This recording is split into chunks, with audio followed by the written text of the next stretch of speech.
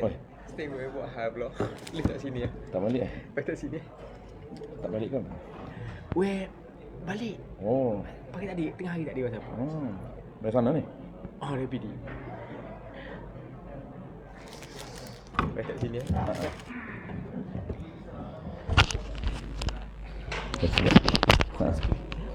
Dari sana ni? Dari PD ni? Duduk WhatsApp tadi. Oh, pagi ya. Pagi. Dah mari sore. Mudah ya. Apa gitu lah balik kan.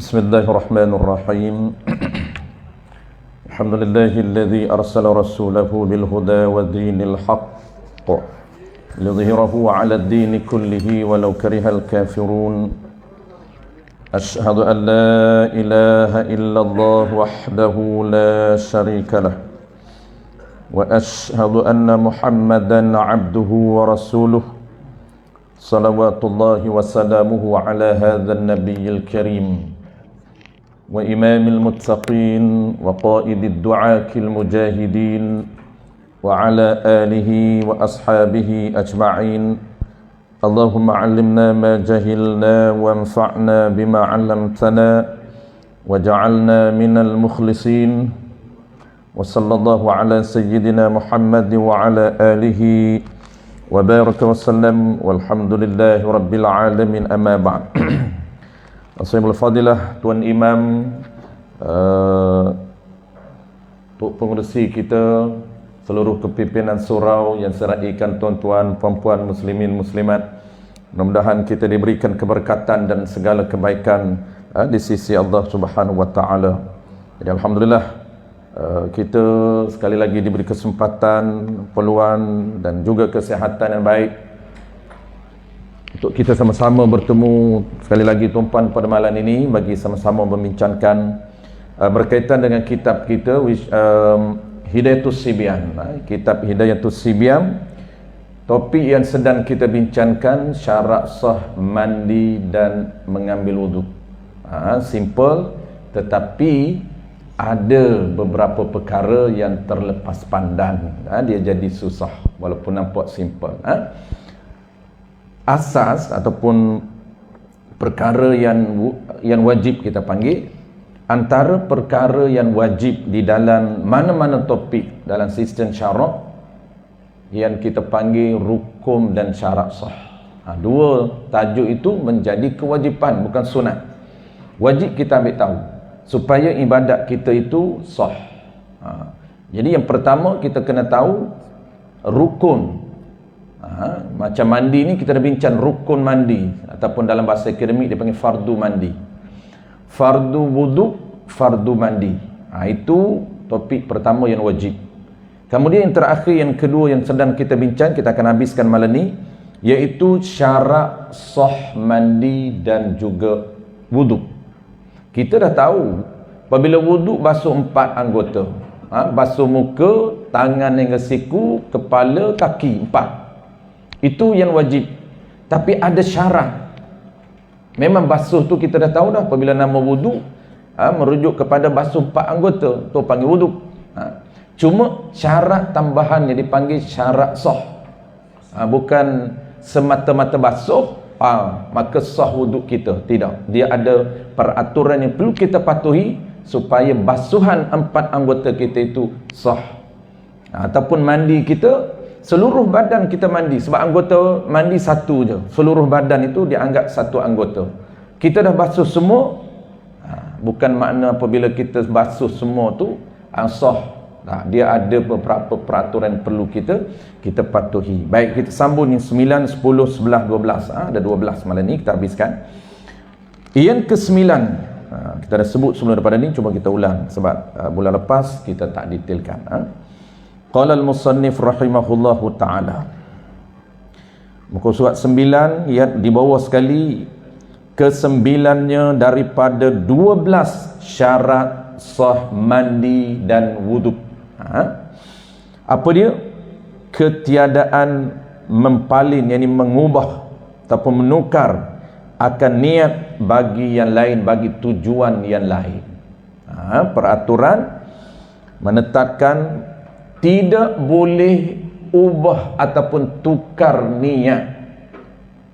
Tak boleh ubah, tak boleh tukar niat daripada wuduk kepada basuh yang lain. Terlintas di hati kita basuh yang lain, maka tidak sah basuhan tersebut. Sebab syarat dia, ketiadaan ini tidak boleh mempalik, ini menukar ataupun mengubah akan niat bagian lain daripada keduanya.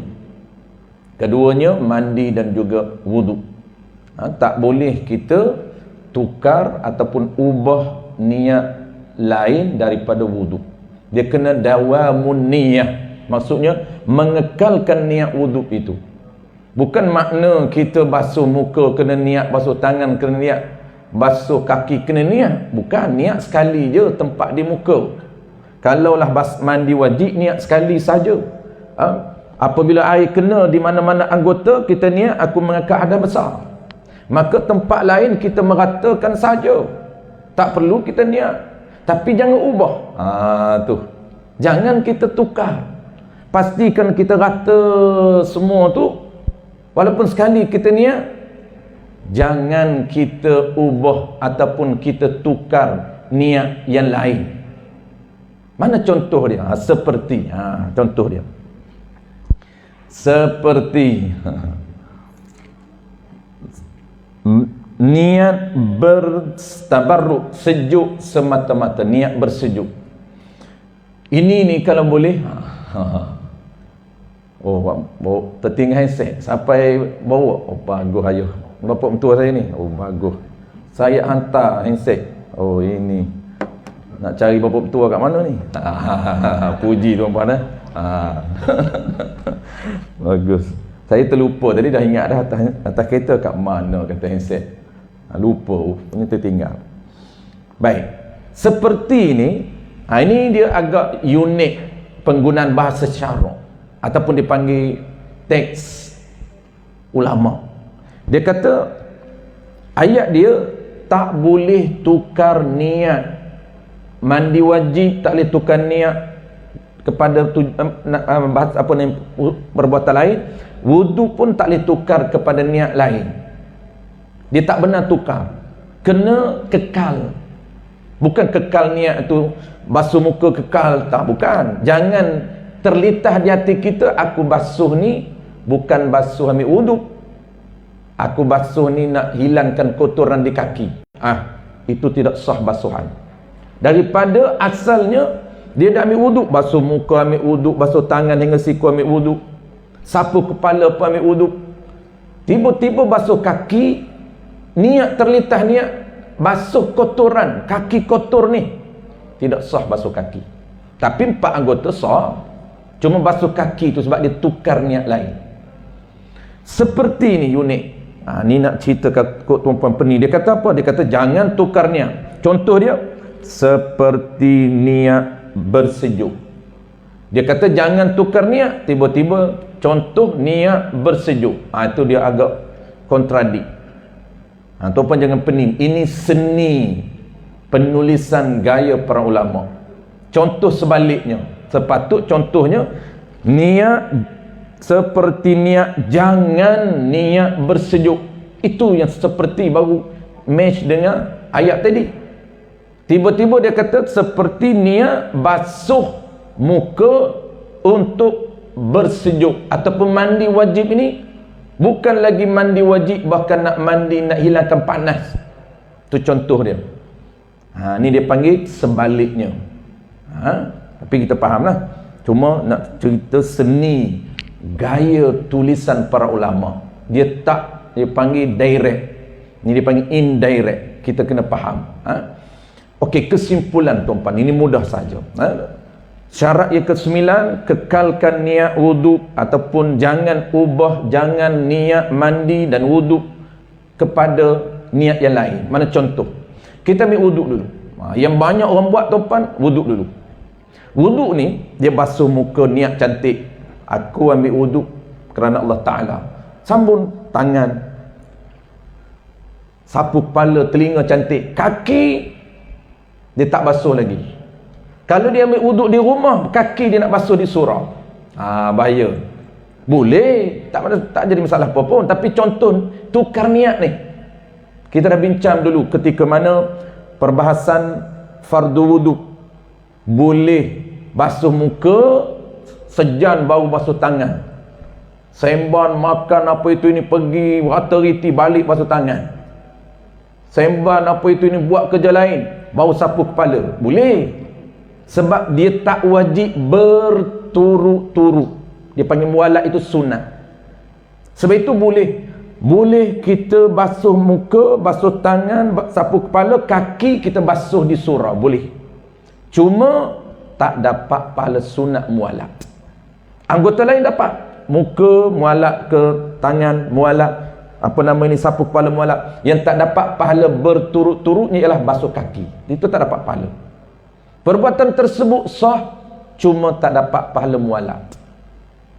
Makruh hukum dia. Kenapa makruh? Tak dapat pahala mualat. Cantiknya basuh di rumah siap-siap. Datang di surau rasa macam tak puas hati, kaki dia takut kotor, basuh sekali lagi. Tapi kita nak bagi contoh tuan-tuan, bagi nampak yang kata tak boleh tukar niat. Kaki dia tak basuh.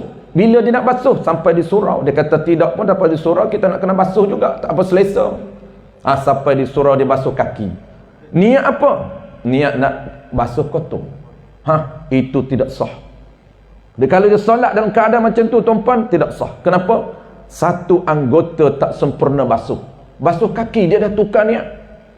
Dia niat terlintas di hati dia ni basuh apa? Basuh kotor ni nak solat. Nak solat apa wudu tak sempurna. Tapi kalau istirak ni maknanya sambil-sambil, boleh. Dia niat memang aku basuh kaki ni nak menyempurnakan wuduk di rumah tadi. Maka dia basuh kaki sambil-sambil basuh kotoran. Itu boleh.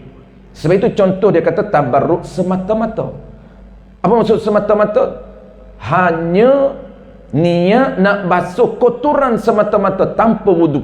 Itu yang tidak sah. Itu contoh. Terkadang tuan-tuan orang ini tak buat lah. Orang ini tak buat sebab tak kotor pun kaki. Tak pijak tanah. Kita duduk Kuala Lumpur ni tuan-tuan, tak pijak tanah. Keluar rumah tak ada tanah. Nak basuh buat apa lagi? Kalau orang di kampung memang banyak berlaku. Nak pergi sampai di surau itu, terkadang kaki kotor, pijak tanah.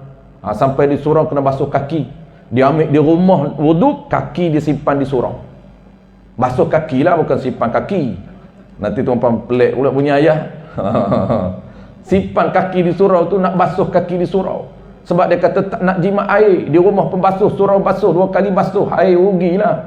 Dia basuh sekali je, boleh. Tapi jangan tukar niat. Boleh. Padu buh Inggeris, buh Cina, buh India. Boleh bang. Janji kena faham. Faham. Dia syarat sah niat menggunakan bahasa yang kita faham. Tak boleh bahasa kita tak faham. Arab tapi dia tak tahu apa. Nawaitu rafa'al hadasil asghari lillahi ta'ala. Apa dia nawaitu? Saya ustaz bunyi nawaitu, saya tahu niat. Tak niat apa tu? Tak tahu. Tak dapat pahala sunat. Ni lafaz ni lafaz. Hati memang dia tahulah ambil wudu. Ni cerita ni sunat berlafaz, talaffuz, dia panggil talaffuz. Talaffuz hukum dia adalah sunat mazhab Syafi'i. Mazhab lain tak sunat. Mazhab Syafi'i je sunat. Jadi hukum talaffuz bin niyati ni dia panggil talaffuz, mengucapkan lafaz niat. Maksud lafaz niat ni apa? Mengucapkan isi hati. Dalam hati ni duduk terlintas ni, aku mengambil wuduk. Dia pun sebut dalam bahasa Melayu, sahaja aku mengambil wuduk kerana Allah Ta'ala. Dia faham dapat pahala sunat. Kalau dia guna bahasa Arab, nawaitul hadasil rafa'al hadasil asghari lillahi ta'ala. Dia tahu. Ini bunyi asghar ni wuduk ni. Dia tahu yang tu je, tak apa. Walaupun sepatah je dia tahu. Asghari je dia tahu. Bunyi asghar tu boleh jadilah, dia pun tak confident mana sangat. Boleh jadi wuduk. Okey, sah. Maksud sah tu dapat pahala sunat. Syarat nak dapat pahala sunat, lafaz menggunakan bahasa yang dipahami. Ulama bincang kenapa nak guna bahasa yang dipahami baru dapat pahala sunat? Kerana asal dia. Asal sunat berlafaz ni kenapa? untuk membantu hati ingat. Tu hati ni, takut hati ni dia tak ingat, kan niat kan wajib. Ketika ambil wuduk tu, ketika dia duduk basuh muka tu, bagi hati sedar basuh muka ni, ambil wuduk, maka tolong lidah, tolong ingatkan. Apabila nak ingat, mesti guna bahasa yang dia faham. Tu kenapa syarat menetapkan bahasa yang dipahami. Baik, yang pertama. Baik, contoh kedua, kita bagi dua contoh je tuan-tuan. Dalam syarat yang ke-9 ni, dua contoh. Contoh pertama, wuduk. Settle. Baik. Contoh yang kedua, kita nak contoh wuduk dan juga mandi. Contoh dalam isu apa? Dalam isu bukan wajib, isu sunat dan makruh. Tadi isu wajib. Maksud apa? Kalau ditukar tidak sah. Itu wajib. Jangan tukar, jangan ubah niat. Kekal, jangan ubah. Itu wajib. Ni nak cerita contoh kedua ni, contoh sunat. Makruh, sunat makruh. Basuh muka, basuh tangan, semua anggota wajib sekali, 2 dan 3 sunat. Bilangan sekali itu wajib, bukan sunat, wajib. Bilangan kedua sunat, bilangan ketiga sunat, bilangan keempat makruh. Jangan teruskan keempat makruh. Tu kita nak bagi contoh. Makruh ni bilangan keempat. Dia contoh dia basuh muka, dia basuh tangan, rata semua sekali, 1. Kemudian dia letak buah paip, rata semua, dikira rata baru. 1, 2, 3 ni nak nilai macam mana? Nilai rata. Basuh yang rata sekali. Walaupun lama nak rata tu lama, berapa kali-kali kita duk tengok dia buat ni, berkali-kali, tetap 1, sebab rata hujung sampai ke siku, rata sekali. Kalau tak rata mana-mana tempat, wajib ratakan, baru kira sekali. Kemudian yang kedua, sama untuk dapat pada sunat, kali kedua ratakan seluruh kawasan wajib ni, 2. 3 sunat juga, ratakan seluruh, 3. 4 ini makruh. Walaupun dia tak, kadang-kadang dia letak buah paip ni kan lama, dia bilangan ni tuan-puan, dia kira air baru. Kalau air turun, kita letak macam tu, air atas ni turun sampai bawah ni rata, dikira sekali tu. Air turun baru tu bukan air sama, air baru sentiasa turun. Apabila air turun, kita tengok rata sekali. Air turun 2, walaupun kita tetap letak, bukan keluar masuk, tak payahlah keluar masuk. Nak bagi confident, kira kali 1, 2, tak payah duk macam ni pun okey, dia air baru, rata 1, rata 2, rata 3. Kalau dia stay lagi, dia tunggu lagi, ni hati-hati, 4 makruh, 5 makruh, 6 makruh. Kalau air sendiri, selalu kita sebut makruh tu air sendiri. Kalau bedal air surau bukan makruh, itu haram. Kenapa haram pula? Itu air orang lain nak guna, bagi orang lain ambil wuduk. Apa sampai 5, 6, 7 je. Dah 7 tu, 3 tu untuk orang lain. 3 untuk dia sampai 7 kali, 4 untuk orang lain. Itu haram tu. Menggunakan air milik surau yang diperuntukkan untuk wuduk orang lain. Saya ambil wuduk 3 je. 4 tak panggil wuduk. Apa saya nak contoh tuan-tuan? Kalau dia ubah niat, ni air sendiri ni, air sendiri. Dia ubah niat yang keempat itu, dia kata aku nak basuh bagi hilang kotor. Basuh pertama tak hilang kotor, tapi wuduk dah cantik. Basuh kedua tak hilang kotor, wuduk dah cantik. Basuh ketiga tak puas hati lagi, wuduk dah cantik. Dia basuh lagi kali keempat, tapi niat dia apa? Bukan wuduk, tapi ini basuh nak bagi puas hati, nak bagi keluar habis segala daki-daki, segala peluh-peluh. Itu tidak makruh. Kenapa? Dah hilang urusan ibadat. Dia dah tukar daripada ibadat kepada harus. Basuhan yang harus. Tu saya nak bagi contoh kat topan, wajib settle, sunat. Sunat pun kalau kita tukar niat tak dapat pada sunat. Tapi tadi bukan tukar niat sunat. Sunat dia tak tukar. Sampai kali keempat dia baru tukar niat. Bukan lagi ibadat. Sebab dia tahu kalau kekal niat kali keempat makruh. Maka dia tak nak elakkan makruh, dia pun tukar jadi basuh kotoran. Itu tak makruh. Lumpur. Alah, lupa bilangan. Bukan lupa ingatan, lupa bilangan. Ingatan masih ingat. Lupa bilangan. Lupa bilangan dia kena kembali yakin. Contoh, abang basuh sekali, dua, tiga. Dua ke tiga. Yang sebenar kawan tu tengok dah tiga dah. Biarlah orang lain tu, dia tak yakin tiga. Abang kena ambil dua. Basuh sekali lagi. Tak makruh. Basuh kali ketiga tak makruh walaupun lepas 3 kali, dah keempat dah ni, baru yakin. Tak apa, tak makruh. Kalau dia lupa 2, 3, kaedah sama dengan bilangan rakaat solat. Sama je kaedah dia. Bilangan rakaat solat pun sama. Bilangan basuhan wuduk pun sama kalau kita lupa. 3, 2, ambil 2, jangan ambil 3. 2 tu confident, 3 tu yang syak. Bukan 4, tak ada 4. 2, 3, 4 tak datang lagi. 2 ke 3, 2 tu yakin, 3 tu yang syak. 3 tu yang kita tak confident. Boleh jadi 3, boleh jadi 2. 2 tu memang, bukan boleh dah, memang jadi 2 tu. Yang bolehnya 3. Boleh jadi ketiga, 3 tu.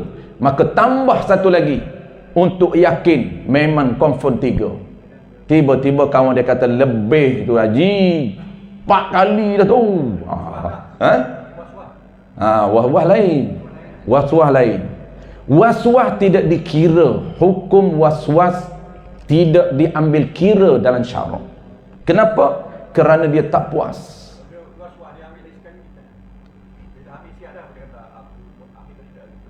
Kalau ambil ke tidak bukan wawah macam ni. Dia jangan bertukar dengan syak. Syak macam ni. Bagi faham syak dulu, kemudian waswas. Syak ini dia tak pasti. Syak ni 50-50. Dia memang tak pasti betul. 3 ke 4 ni, 3 ke 4 bilangan rakaat. 3 ke 4. Kita solat diri ataupun imam, makmum jangan. Makmum ikut tu imam je. Ikut tu imam lah. Sebab dia pun tak tahu. Contoh, imam ni dia iman naik, dia perasan. Dia tak yakin, perasan ni syak. Iman ni lebih ni. Perasan dah 4 lah, kenapa dia tambah 5? Perasan. Syak. Dia bukan yakin. Kalau yakin jangan ikut, batal solat ikut. Kalau dia pun syak, jangan duk perasan, ikut je tu imam. Rasa iman ni tak betul. Saya memang rasa macam 4 dah. Tu imam tambah ni, tengok orang lain pun naik juga. Yalah, orang lain ingat, kita tak ingat, duk perasan je.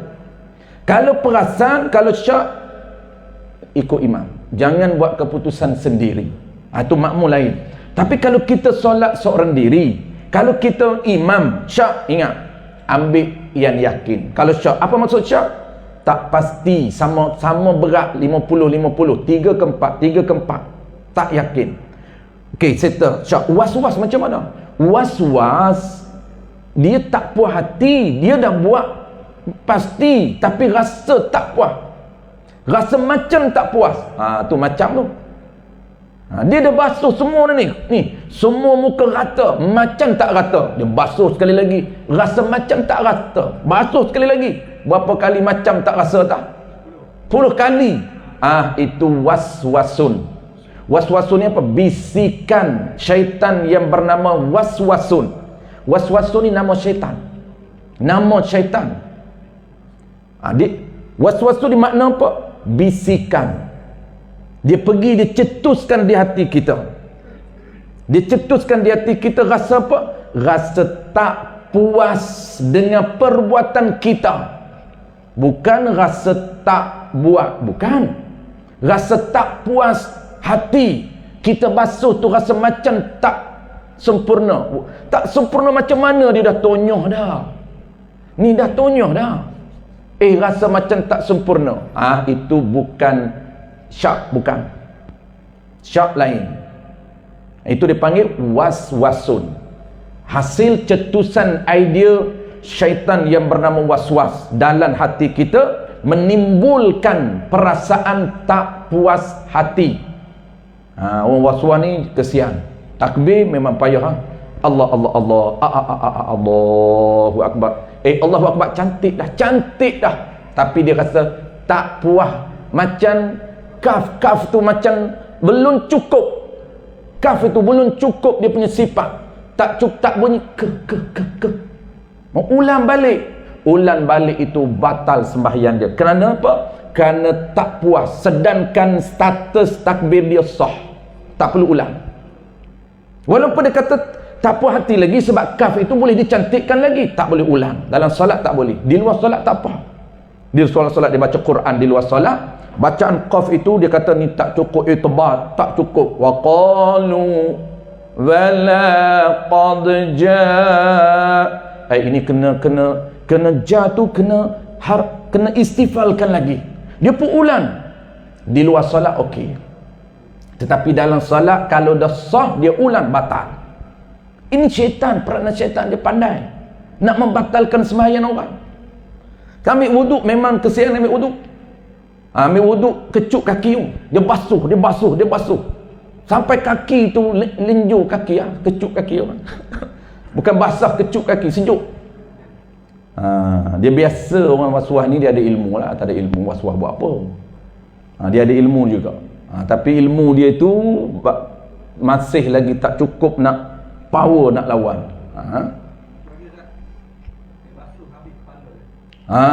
Tu waswas dia kena selang kepala mudah.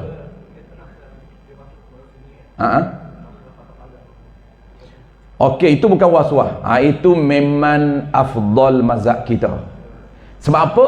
Meraihkan mazhab orang lain, ada mazhab orang lain wajib kepala ini bukan sedikit, seluruh kepala. Ada mazhab orang lain seluruh kepala. Ada 1/2. Ada sebahagian kepala. Mazhab kita sedikit daripada kepala. Sedikit itu walaupun seorak rambut, walaupun di hujung rambut, itu mazhab kita. Tetapi meraihkan mazhab orang lain ni sunat. Macam mana sunat? Kita buat macam ni. Ni. Sampai di belakang, gustan balik 1 package. Sampai di belakang, gustan balik 2. Depan, sampai di belakang, gustan balik 3. 3 package. Mudah kalau dalam qolah, mudah selang kepala. Mudah. Tak puas hati lagi, masuk terus. Mudah. Niat terus dalam tu. Tapi pakai orang lain tak ambil dah. Dia tengok Haji ni tenggelam dalam qolah, aku tak ambil dah, dia kata. Budak-budak pondok tuan-tuan, kerja dia hak budak-budak nakal kan. Dia belum subuh dia mandi dalam qolah. Dia tak nampak orang tak bangkit lagi. Dia terjun mandi dalam qolah. Jenis nakal.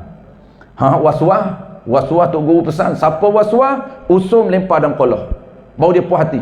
Dia tak puas hati, sangat basuh muka. Bagi selam dalam qolah baru dia puas hati. Itu penyakit waswas. Kesian penyakit waswas ni. Sampai kalau dia langkah ada taik lah, taik lembu. Dia langkah, digustan balik. Takut kena tak kena. Dah tengok dah tak ada, teruskan berjalan. Tak, dia takut. Dia kata macam kena, macam je. Gustan balik, tengok. Langkah balik. Kena tak kena? Gustan balik, langkah balik. Kok mana pun syaitan nak bagi kena. Dia gustan balik, langkah balik, kena. Kena. Pergi basuh. Sampai sembahyang, kira orang siap lah baru dia sampai. Itu penyakit waswasun. Baik. Jadi settle tuan-tuan, 2 contoh untuk syarat yang ke-9. Sambung syarat yang ke-10 kita habiskan malam ni. Syarat yang ke-10, yang syarat ke-10 ni saya tak nak detail sebab kita pernah sebut sebelum daripada ni di dalam fardu wudu, cara basuh muka, tangan, siku, tangan dan juga kaki. Dia kata apa syarat ke-10? Bahawa wajib melebihkan sedikit akan basuh daripada kadar yang wajibnya kerana hendak meratakan akan basuhannya. Baik. Basuh ini merujuk pada wuduk je, bukan mandi wajib. Mandi wajib dia satu anggota, tak perlu lebih. Sebab mula daripada kepala sampai ujung kaki satu anggota mandi wajib. Tidak ada tempat yang nak lebihkan. Semua wajib kena. Tetapi kalau wuduk dia ada 3. Dia panggil 3 hukum. Ada hukum yang pertama, wajib zati basuh. Wajib zati basuh. Tempat mana? Kawasan yang ditetapkan. Kalau muka, mana kawasan muka yang ditetapkan, wajib basuh betul-betul kawasan itu. Ni border, dia ada border. Kalau kita pernah buat dulu ni, kita boleh gariskan, pakai ambil pen, tergariskan. Maka di tengah-tengah pen itu, tengah-tengah garisan itu, di antara pemisah dengan kawasan muka dan kawasan bukan muka. Hukum pertama dia panggil wajib zati, wajib nisbah garisan tu. Atas garisan itu wajib. Hukum yang kedua, ini disebut wajib melebihkan sedikit daripada garisan muka ataupun tangan ni. Ni siku ni dia tak termasuk. Tapi wajib lebihkan sedikit. Siku ni wajib kita lebihkan sedikit siku. Sedikit itu wajib, lebih ke atas itu sunnah. Tu kita sebut ada 3 hukum. Hukum pertama wajib nisbah atas border garisan. Hukum yang kedua wajib lebihkan daripada garisan itu sedikit. Sedikit kadar mana? Setengah sentimeter pun okey. Tu dah banyak tu, setengah cm tu dah banyak. Dia sedikit je. Dan hukum yang ketiga sunnah. Sunnah itu lebih daripada wajib, itu sunnah, semua sunnah. Contoh ni, siku ni sedikit daripada, bukan separuh, sedikit daripada siku ni wajib. Maka habiskan siku ni sunnah, sampai ke ni sunnah. Tapi ingat, jangan melampau, jangan over. Over apa? Sampai ke ketiak. Bawah ketiak tak perlu macam ni. Ada setengah orang ni sampai ketiak ni. Dia hanya setakat ni je, setakat. Tangan sunat ni, sunat bukan wajib, sunat sampai atas siku. Sampai atas siku tak termasuk ketiak. Tapi kalau orang dalam qolah kan, dulu buat radio qolah, dia selan dengan ketiak-ketiak nak bagi puas hati ni. Dah lah ketiak tu 2-4 bulan tak mesin. Dia rendan rumput penuh dalam apa nama ni qolah. Itu orang tengok, Tok Haji tengok tak nak. Habis. Ni simple tuan-tuan. Kita dah bunyi isyarat, kita masuk yang ke-11. Kita nak habiskan 12 ni Tuan-tuan sabar sikit, kita tak ambil masa lama, kita nak express sebab kena masuk topik lain bulan depan. Bulan depan topik air, kategori air dalam syarak. Yang ke-11 bahawa tahkim. Ke-11 ni mudah. Baik, kita nak ambil wudu dan mandi wajib. Syarat yang ke-11 dia kena confirm. Tahkim ni confirm ataupun pasti sesuatu yang menghendaki ia sesuatu itu bagi wuduk dan mandi. Ini bahasa akademik. Apa maksud bahasa kita? Bahasa kitanya kena pasti ada hadas baru ambil wuduk. Pasti ada hadas baru mandi wajib. Kalau tak pasti, aku ni jimat ke tak jimat, jimat ke tak jimat, keluar mani tak keluar mani, keluar mani tak keluar mani, tak pasti. Kena pasti dulu. Kalau tak pasti ni mani ke apa je ni meleleh, ni macam air mazi, dia pun tak tahu mani apa, mazi apa, wadi apa. Ada air mazi, ada air wadi, ada air mani. Air kencing tak cerita.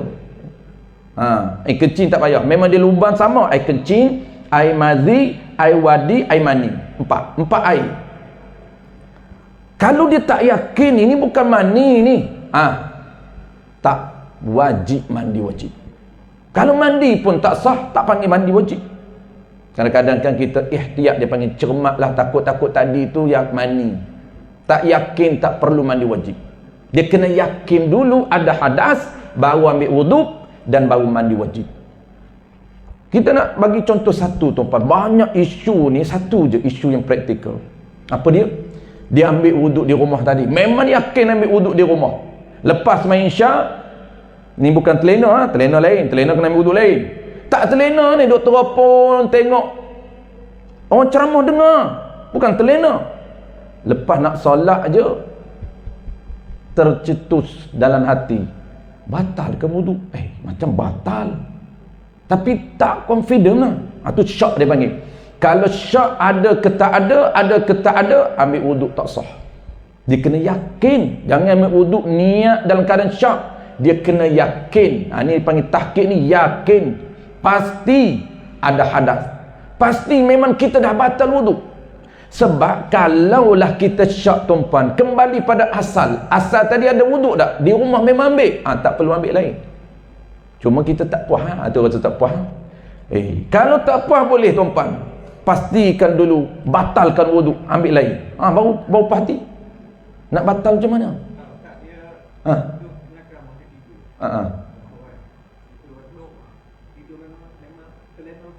Mentelena dengkur siap dengkur siap mimpi ya.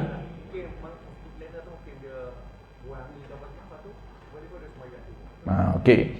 Isu tidur yang membatalkan dan tidur yang tidak batal. Kena tahu.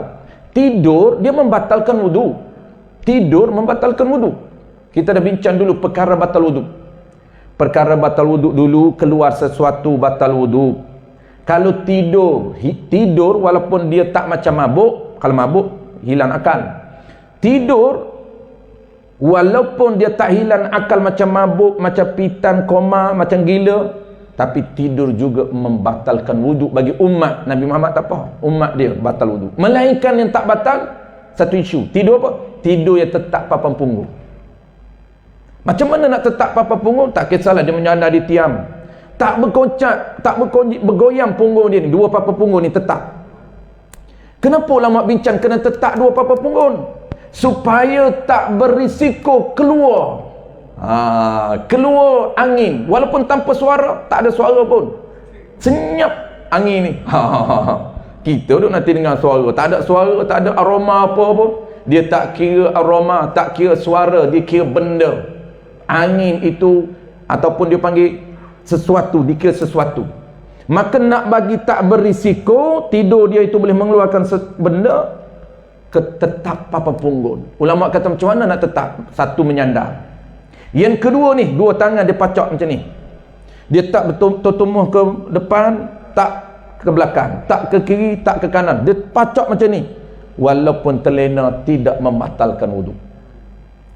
Tapi kalau tidur sekejap ke kiri, sekejap ke kanan, sekejap tumban ke kiri, sekejap tumuh ke depan, sekejap tidur sambung balik. Macam hari Jumaat, power geng-geng tidur hari Jumaat. Saya pun hairan bin ajaib. Tidur belakang kita siap mojo tak meleleh ini basi je. Kadang-kadang ni bau kita ni amboi kemah dia, bau kita dia boleh tumpan. Siap macam ni, kita kata, "Dek, kembali balik." Tumbang atas bau kita, amboi. Kalau perempuan tak apa, kita biarkan. Siap panggil, "Dek, bangun." Tapi yang power khutbah, "Barakallahu li wa lakum fil Qur'anil azim." Cekak terus, celik mata terus. Ni cekak ni. Bangkit solat. Solat apa wuduk batal? Batal macam mana ustaz? Tetap apa punggung sekejap ke kiri, sekejap ke kanan, macam ni dah punggung dah. Tak batal. Tapi kalau tetap macam ni, sandar kat dinding ni, berdengkur pun tak apa. Tu boleh. Settle. Itu kesimpulan tuan-puan macam ni. Kalau rasa ragu-ragu, kita tak nak pakailah kaedah tadi. Tak rasa tak puas hati pakai kaedah tadi. Kaedah dia macam apa? Kalau syak, kembali asal. Asal ada wuduk? Ada. Tak payah ambil lah. Solat. Asal ada. Sebab syak, bukan tidur, syak. Melainkan kalau kita tak nak pakai, rasa macam tak puas hati, syaitan duk kacau juga ni, batalkan wuduk. Macam mana nak batal? Ini pun jadi isu juga, nak batal. Mudah batal wuduk ni. Payah ustaz nak kentuk. Dia tahu satu je, kentuk je. Abang kata pegang telur. Pegang telur tak batal. Dia kena pegang telur tak batal. Dia yang batal kita dah bincang dulu. Pegang ibu tu, bukan telur tu. Pegang ibu tu. Pegang telur buat apa? Pegang telur tak batal. Dan pegang berlapik tak dibenarkan. Berlapik tak batal. Berlapik tak batal, telur tak batal. Dia kena pegang ria. Pegang ria, pegang baran tak kena baran. Masa saya belajar dulu, budak-budak tok guru tanya, macam mana nak batal? Tahu tak? Tok guru kata, anak murid kata, payah tok guru nak batal, ingat senang nak kentuk. Tok guru kata, mu ni tahu kentuk aja batal wuduk. Lalu tok guru kata, mudah aja, selak kain. Dia kata perkara batal ke selak kain? Luruh benda betul. Tu kata selaklah kain, batal wuduk lah selak kain. Ni luruh benda. Selak kain pegang. Bukan selak kain macam tu tak batal wuduk. Dah terbuka kain, peganglah burung tu, jangan bagi lari. Ustaz, kalau ada masalah selalu kucing kan. Jadi bila dia datang datang dia rasa dah syak lah kan. Macam mana tu nak? Syak Dia memang ada masalah. Dia kucing tu lah. tu keluar. Nak bawa dia pun tak pasti kan. Tapi memang dia ada masalah tu. Okey, tak apa. Yang tu penutup. Dia ada isu penutup kita. Kalau sempat kita tengok, kalau sempat. Kalau tak sempat kita tangguh. Di isu yang kita nak bincang, mungkin tak sempat malam ni tuan-tuan, dia ada 4 peraturan. Tak sempat lah, kita dah lewat. Isu dia bagi orang yang kencing tak lawas lah. Ini dia ada isu special case kita panggil, isu tak lawas. Cuma saya nak fokus betul-betul, takut terkeliru.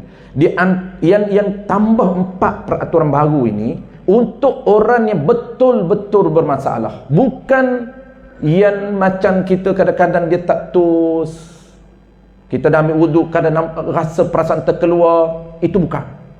Itu kena ambil wuduk macam biasa, solat macam biasa. Tak perlu follow peraturan tambahan. Peraturan tambahan ni kena basuh. Kalau kita jenis terkucir kan, selalu menitis. Dia break, dia function, dia punya break tu dah makin cekaman, dia punya break dish dia tu dah makin longgar, sehingga mana dia menitis. Dan kita nak bincang yang menitis itu, menitis sehingga tak sempat 5 ke 6 minit. Kalau sempat 5 ke 6 minit, dia boleh solat macam biasa. Tak boleh follow peraturan ni. Tak perlu dia pakai pampers, tak perlu. Pakai underwear je. Dalam takbir, Allahu Akbar, dalam solat, menitis, tapi sempat masa 5 minit, tak dimaafkan. Kena berhenti, solat lain. Tapi yang kita nak bincang, akan datang, malam ni tak sempat. Menitis ini, menitis, tus dia, tak tus ni, menitis ini, tak sempat nak bertahan 5 ke 6 minit, tak boleh. Maknanya tak sempat Nabi 4 rakaat. Yang tu dinamakan orang yang problem. Dia ada isu, dia ada 4 peraturan baru yang kita akan bincangkan datang. Baik, kita tutup dulu malam ni. Ke-12, yang terakhir. Bahawa membasuh ia akan anggota yang bertambah yang menyerupai ia, yang anggota itu dengan yang asal. Ini mudah tuan-tuan. Kalau ada asal itu, ada jari 6, jadi sebelah ke-12 jari dia 6, itu wajib basuh. Ini mudah. Dan ditambah bagi wuduk orang yang mempunyai darurah 3 syarat. Ini masuk topik baru insya-Allah bulan depan, iaitu fokus bulan depan ni bagi orang yang problem angin selalu keluar. 4 minit ke 5 minit tak sempat, memang keluar walaupun tak bunyi kuat tembakan itu, tapi dia sedar bunyi, bukan perasaan lain. Dan juga menitis air kencing, bukan perasaan kita pun biasa, kita kencing, kita ada istibrak macam-macam. Nanti bulan depan kita cerita teknik istibrak yang perlu kita follow. Lepas dah istibrak, dah buat dah teknik-teknik itu, bangun, jalan, takbir, rasa macam dia keluar, iaitu jangan layan. Kalaulah kita cek segera, kadang-kadang orang layan, dia tinggal takbir tu, dia berhenti rakaat pertama, dia pergi di dalam tandas, dia buka seluar dia tengok tak ada pun, tu kata gangguan perasaan. Ini emosi perlu handle. Dia kena handle emosi dia. Memang gangguan, tak ada, dia hanya dalam tiup je, dalam tiup. Benda tu ada dalam tiup, air kecil kita duduk dalam tiup. Dia tiup, dia tak keluar, meniti bawah ni, dia duduk dalam batang tak apa. Kita terkadangnya dia rasa macam keluar, sedangkan dia duduk dalam batang paik. Dia duduk berjalan dalam batang paik tu, mengalir tu, bergerak tu. Itu jangan layan, teruskan. Habis solat, insya-Allah tak ada pun rasa meniti. Dah lepas solat dah, mana ada lagi dah. Tu kita nak fokus betul-betul bulan depan tuan-tuan, takut terkeliru di antara terkucir betul dengan isu special case ni, isu yang tak ada ruang langsung dia nak solat, menitih je, tap berketuk je, puk. Macam kita ni nak cepat-cepat ni, lepas ambil wuduk terus nak cepat, kenapa? Takut terkentup. Itu boleh handle lagi, itu tak boleh follow peraturan tambahan. Peraturan tambahan ni ada 4 je, iaitu dia kena bersih, kena balut, pakai pampers. Wallahu a'lam. Kita dah lewat tuan-tuan, saya tak buka soalan. Sambil-sambil tadi kita dah tanya. Kalaulah berhajat tu insya-Allah bulan depan kita ada lagi, insya-Allah bulan depan. Makan kat luar. Bismillahirrahmanirrahim.